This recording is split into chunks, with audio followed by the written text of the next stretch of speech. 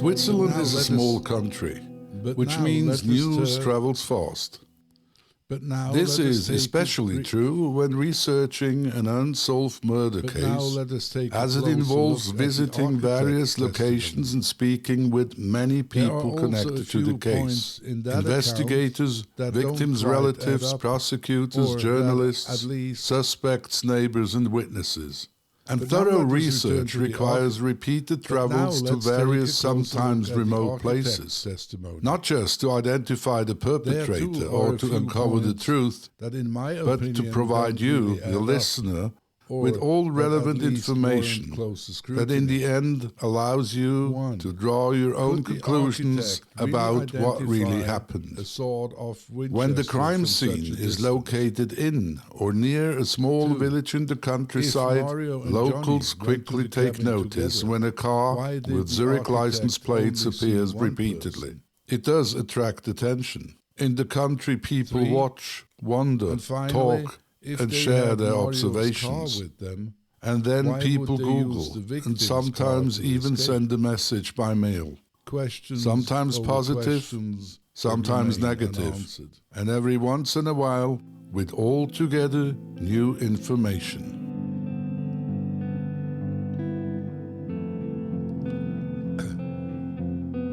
To further complicate matters, this is a new hot lead, the final episode of the Seven Murder Mystery, an investigative true crime podcast by Playground Media Productions. Produced, written and hosted by me, Rudolph Isler. The presumption of innocence applies. And while you listen, please connect to our website for further information and kindly leave a rating or comment. Needless to say that even the smallest financial contribution, be it only $1, is essential for me to research and publish new cases for your future entertainment. Thank you very much. Asked them to keep it confidential. She claimed to have seen a gnome-like figure near the cabin in Seven on the very day of the murders. So it happened that earlier this year, while I was deeply immersed in researching this case, I received a 7-page document titled The Seven Case, a new hot lead. The sender I could not track. And apart from the attached document, the message included one single additional line.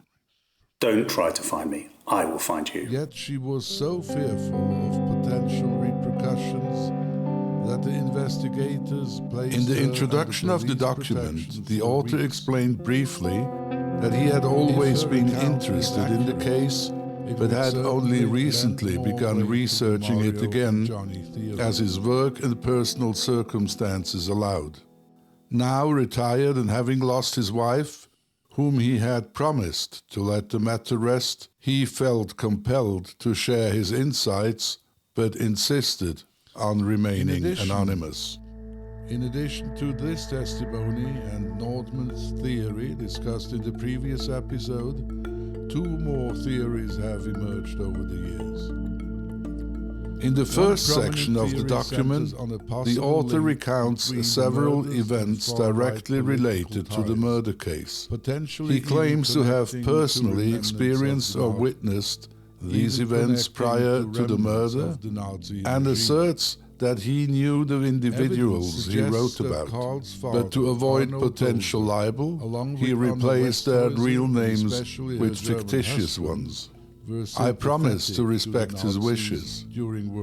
And here then is the first part of his account. We are in 1975, 1 year before the crime.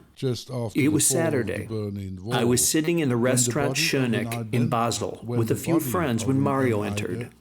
I knew him well. He had also worked as a laboratory technician, and we went to trade school together. Mario took a quick look around, greeted everyone, sat down at the table with his mates, and ordered a beer. With his brash demeanor, he quickly dominated the conversations around the table. A short time later, Mario stood up and approached my table. He bent down and whispered in my ear to come out with him. I thought that was a bit odd, But then I followed him to his car, which was parked right outside the restaurant. Without a word, Mario opened the trunk and took out a wrapped object. He slowly removed the cloth and revealed a Winchester. I was speechless. I hadn't expected that. Then I asked him where he had gotten it and why. Mario explained that he had planned to use it for a combat shooting practice in a gravel pit later today. Over the past few weekends, however, Mario explained with a broad smile he and a friend had also used it on nearby Lake Beale and Lake Merton to track down campers and lovers and scare them with the gun. Just for fun, he said. I told him that was plain stupid and that he should stop doing that. Mario then told me that he had bought the Winchester from a man from Solothurn. A complete idiot, as he called him. The man had attracted attention in Mario's favorite pub, bragging about it and wanting to make an impression. Mario told him that he would have to prove it to them. No problem, the man replied, left the pub, and returned a half hour later with the original Winchester. Mario offered him 200 Swiss francs. The guy took the money, and the rifle was his. I asked him how he got the ammunition. After the war, Mario then mentioned a cheeky little chap with a voice like Mickey Mouse called Dolphy, and that it was him that organized the ammunition. When I read about the murders in the newspaper a year later, I immediately thought back to that strange encounter with Mario, especially those crazy outings frightening campers and lovers. But as the police were convinced that it was a relationship offense, I dismissed the idea that he could have been involved. I also knew Mario was not familiar with the area around the cabin. He never went to the farmers and farmhands, as he derogatorily called the countryside. 20 years later, when the weapon was found and I read that the owner of the Winchester was a certain Carl Dozer, the whole thing came to mind once again. I did some research and found out that Dozer was from Solothurn. But not only that, in 1976 he lived in Basel, and only a stone's throw from the restaurant Schöneck, where Mario is said to have bought the rifle. Was Carl Dozer the stupid guy from Solothurn that Mario described to me? If so, then why did Dozer tell the police that he had sold the Winchester to an unknown person at a flea market? The problem was that there was absolutely no connection between Mario and the victims. Yet I never gave up the idea that Mario could be involved. There were just too many facts hinting in that direction. I could never get my head around it. It all seemed very strange to me. It made no sense. Was Dozer really the murderer? Yes, it was his rifle. His passport was there. But was such a hiding place logical? Dozer must have known that the kitchen would be remodeled one day and it would then come to light. Why did he not simply destroy or dump the rifle in a lake where it hardly ever would be found? One explanation could be that suspicion was deliberately directed at Dozer. Is Dozer wrongly suspected of the offense? Did he not go missing, but was he also killed? Did the perpetrator or perpetrators then use his mother's house keys to hide the gun there? I could never get these thoughts out of my head. But one day, a couple of years ago, I found the missing link. I knew from the press that a distant relative, a short man called Johnny, had obviously provided the ammunition for the crime, and that for a time he was the prime suspect. But what I didn't know was that Johnny was also called Dolphy. Johnny and Delphi were the same person. My breath was caught in my throat. It sent shivers down my spine. This must have been the same man Mario mentioned when I asked him about the ammunition. From a little man with a Mickey Mouse voice, he had told me at the time. Johnny or Dolphy was the connection between Mario and the crime. Mario was involved in the crime. They had done it together. Johnny provided the ammunition and knew the victims and the area around the cabin. That explained why none of them tried to run away.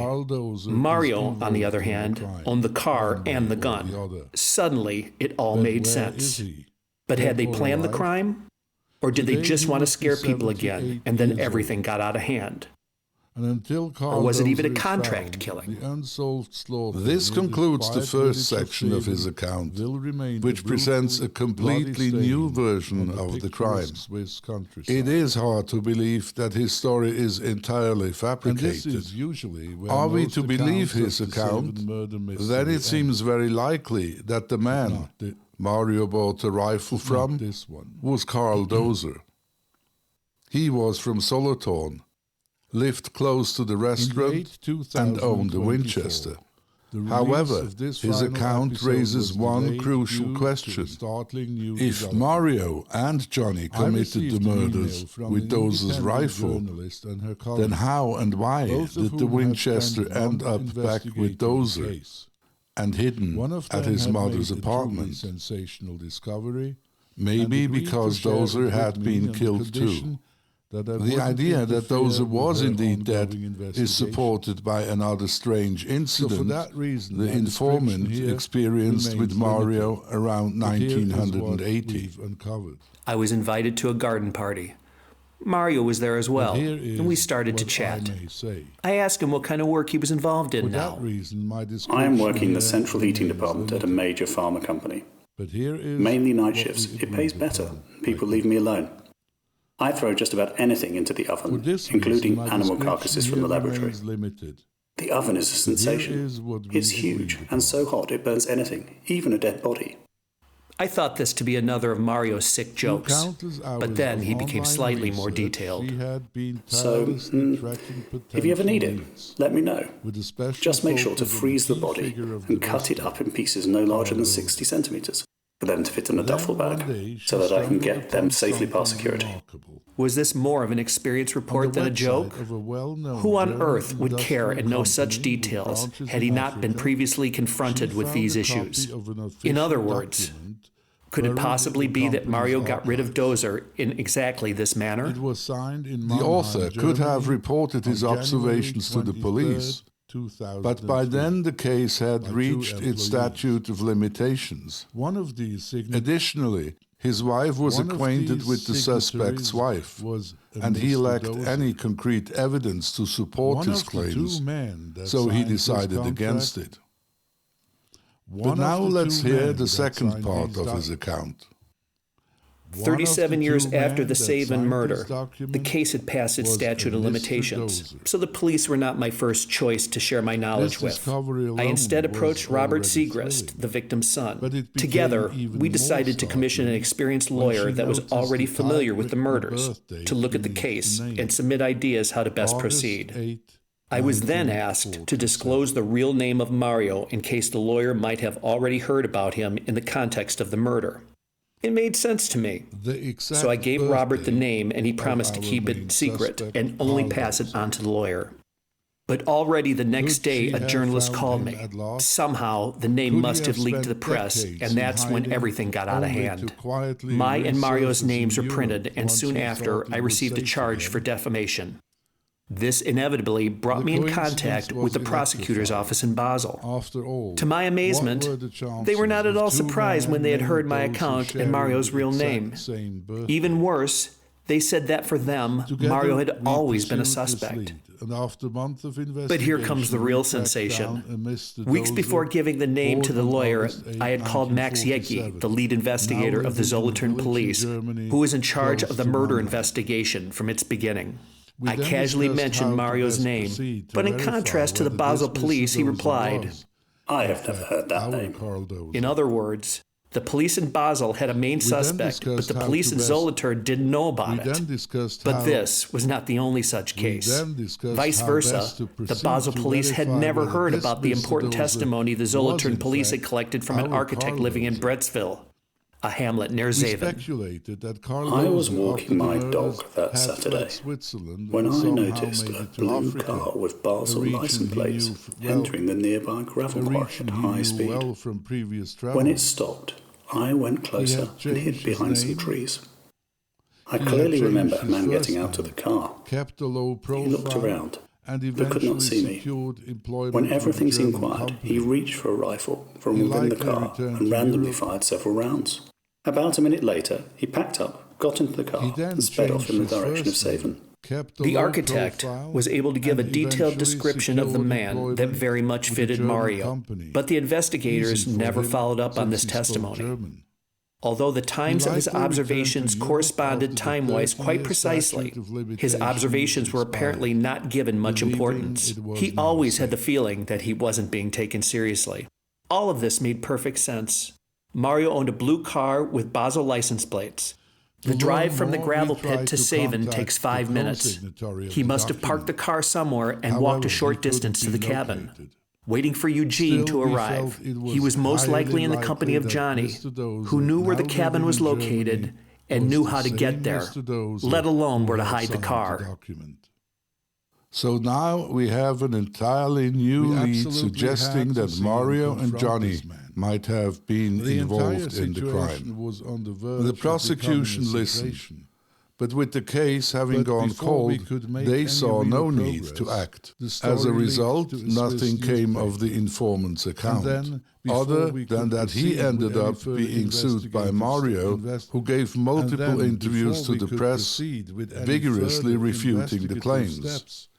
Mario admitted that he had lived in Basel at the time and frequented the restaurant about 3 times a week, but he insisted he'd never owned a Winchester rifle and he had never met a stranger from Solothurn. He was adamant that he had nothing to do with the case whatsoever.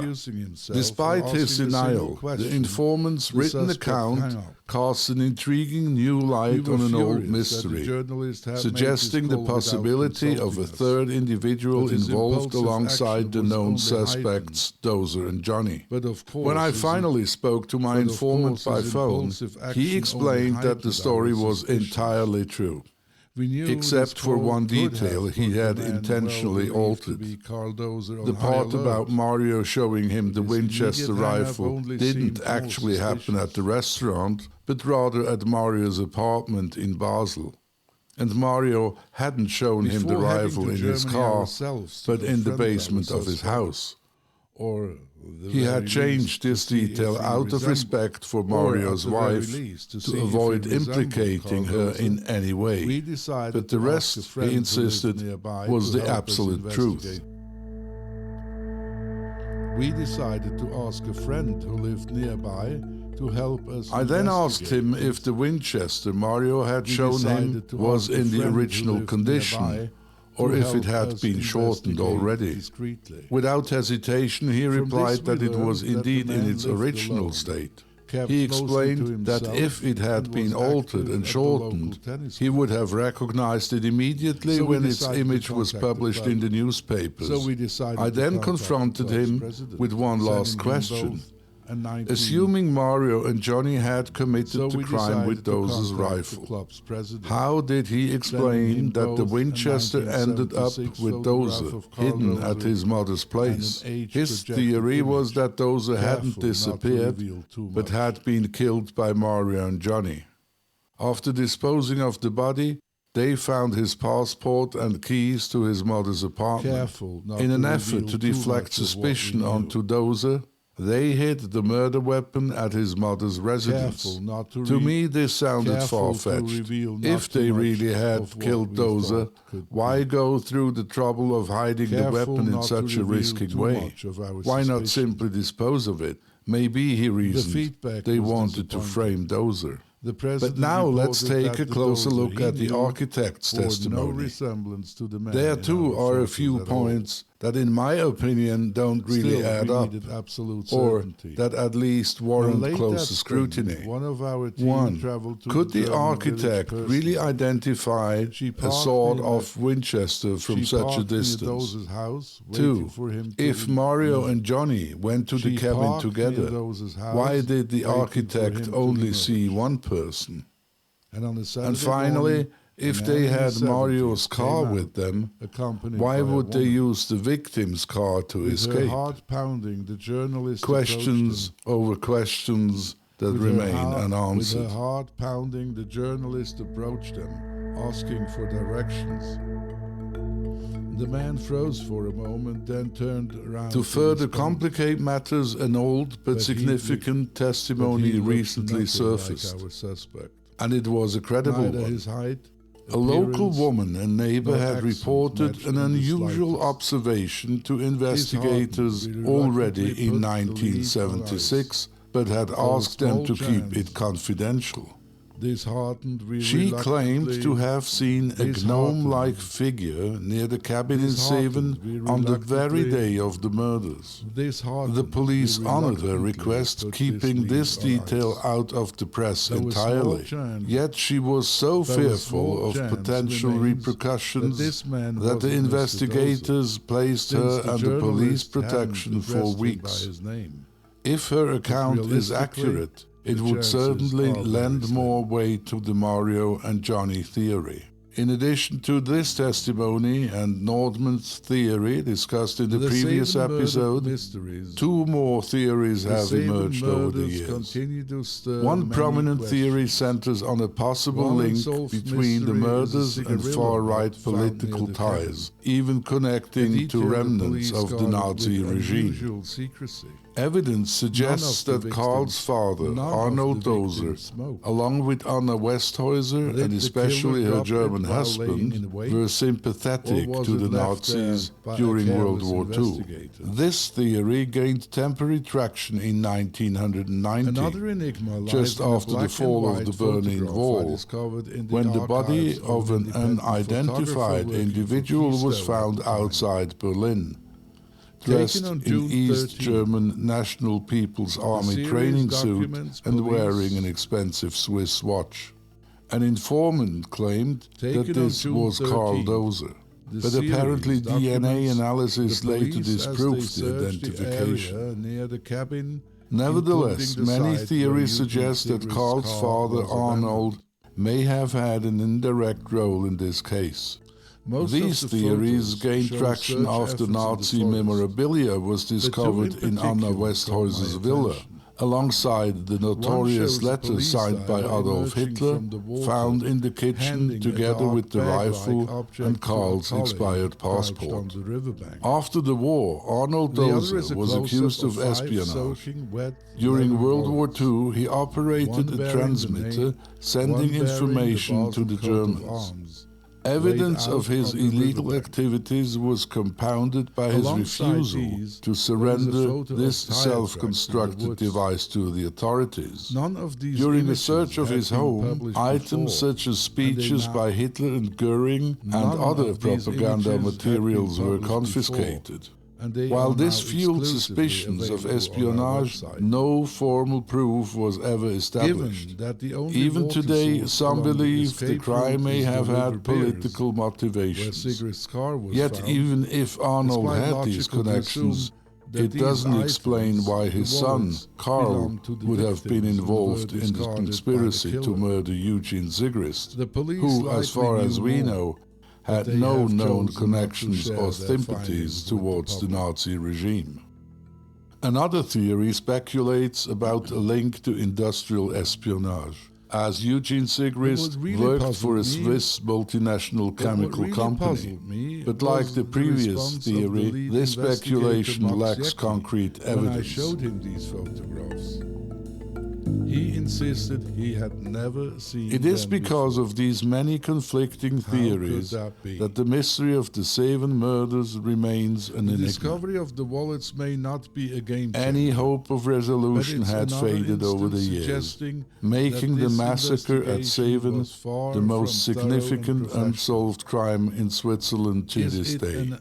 Is it any wonder While a faint possibility of political or industrial motives remains, it seems more likely that the reason lay in personal animosity and a secret that Eugene Sigrist kept to himself. What was the motive? One thing, however, is certain. Karl Dozer is involved in the crime, one way or the other. But where is he? Where are the keys to Today he would be 78 years old. Why did the perpetrator hide the and until Karl Dozer is found, the unsolved slaughter near the quiet village of Seven will remain a brutal, bloody stain on the picturesque Swiss countryside. And this is usually where most accounts of the Seven murder mystery end. Where did Eugene go? But not this one. Who did he meet during his repeated absences? And most of all, where is Karl Dozer? In late 2024, The release of this final episode was delayed due to a startling new development. I received an email from an independent journalist and her colleague, both of whom had spent months investigating the case.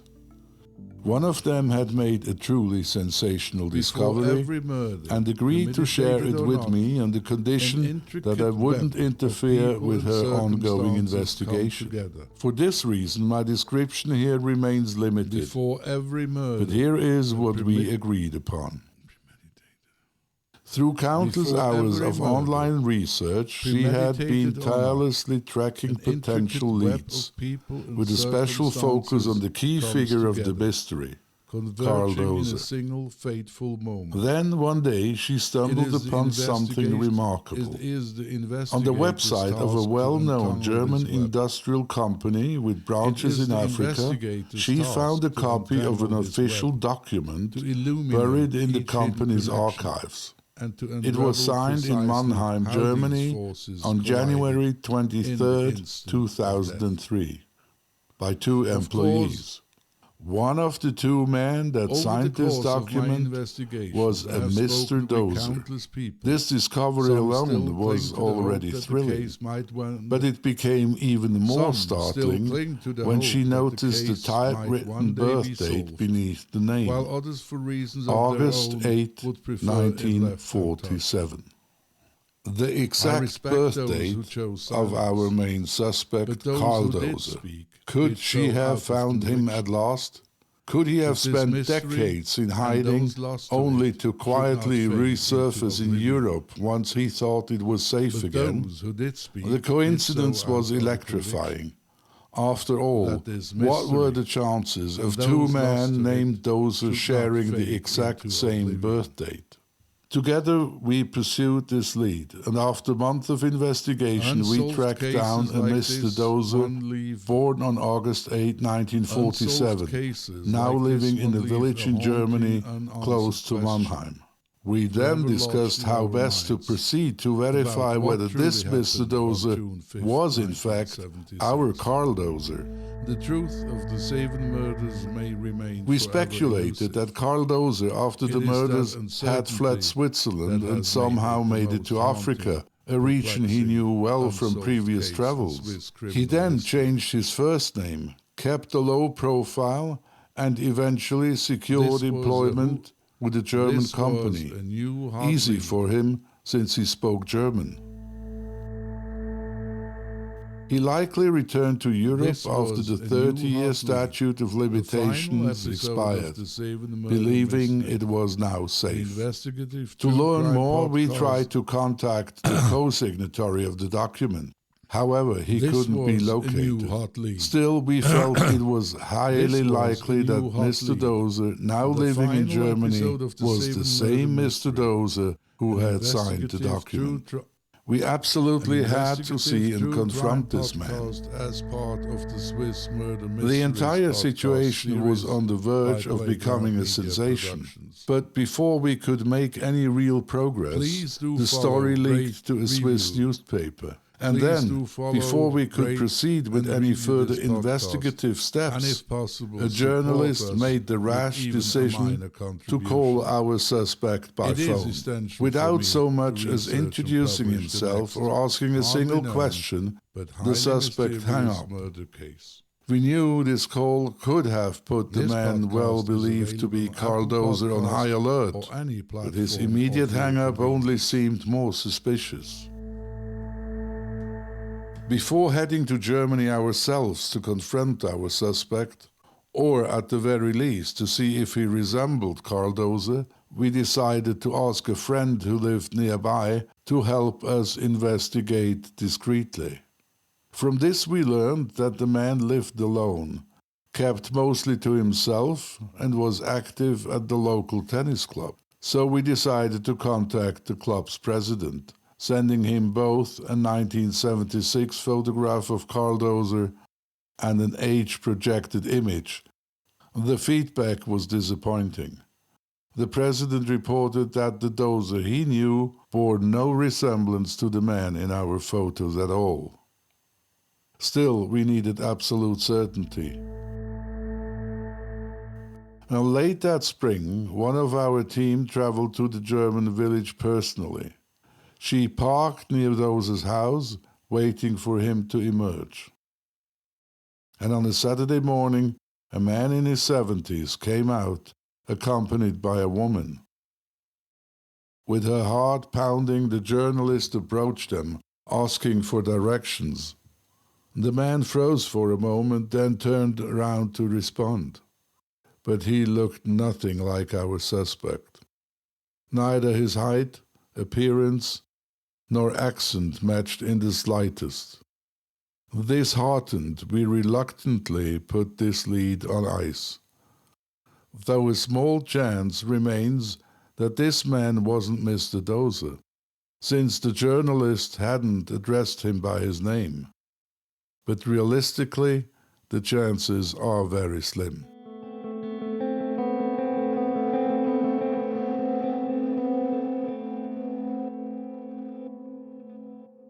The 7 murders continue to stir many questions. One unsolved mystery is a cigarillo butt found near the cabin. A detail the police guarded with unusual secrecy. None of the victims smoked. Did the killer drop it while laying in wait? Or was it left there by a careless investigator?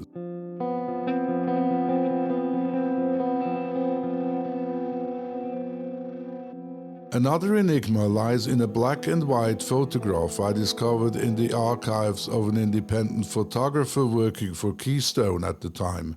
Taken on June 13th, the series documents the police as they searched the area near the cabin, including the site where Eugene Sigrist's car was abandoned. Most of the photos show search efforts in the forest, but 2 in particular caught my attention. One shows a police diver emerging from the water, handing a dark bag-like object to a colleague crouched on the riverbank. The other is a close-up of 5 soaking wet leather wallets laid out on the riverbank. Alongside these, there is a photo of tire tracks in the woods. None of these images had been published before, and they are now exclusively available on our website. Given that the only water source along the escape route is the River Beers, where Sigrist's car was found, it's quite logical to assume that these items, the wallets, belonged to the victims and were discarded by the killer. The police likely knew more, but they have chosen not to share their findings with the public. But what really puzzled me was the response of the lead investigator Max Jecki when I showed him these photographs. He insisted he had never seen them before. How could that be? The discovery of the wallets may not be a game changer, but it's another instance suggesting that this investigation was far from thorough and professional. Is it any wonder then that the police remain unable to answer the critical questions that haunt this case to this day? What was the motive? Why did none of the victims try to escape? Where are the keys to the cabin? Where are the keys to Eugene's car? Why did the perpetrator hide the weapon instead of disposing it? Who is Claire or Clara and the recipient of Eugene's last letter? Where did Eugene go and whom did he meet during his repeated absences? And most of all, where is Carl Dozer?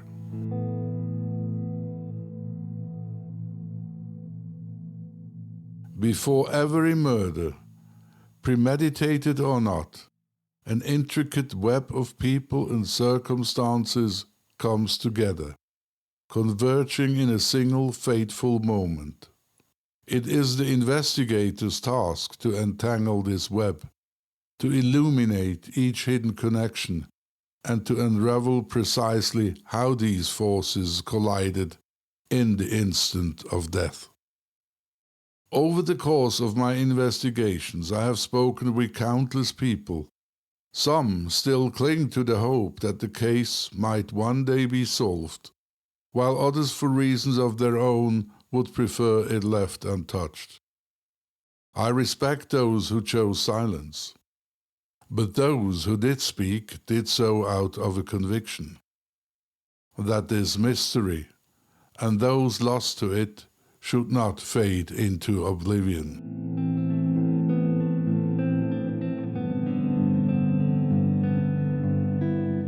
Unsolved cases like this one leave a haunting, unanswered question forever lodged in our minds about what truly happened on a particular day.